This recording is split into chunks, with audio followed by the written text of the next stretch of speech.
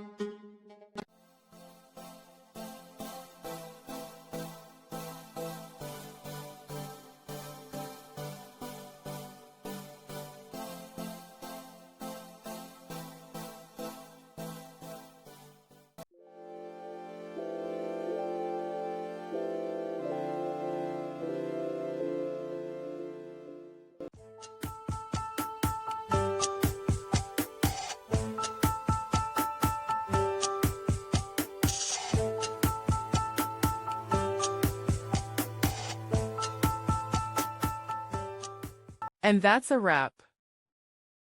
I hope you found the answer you were looking for. If you did, take a second to hit that subscribe button. It really helps out.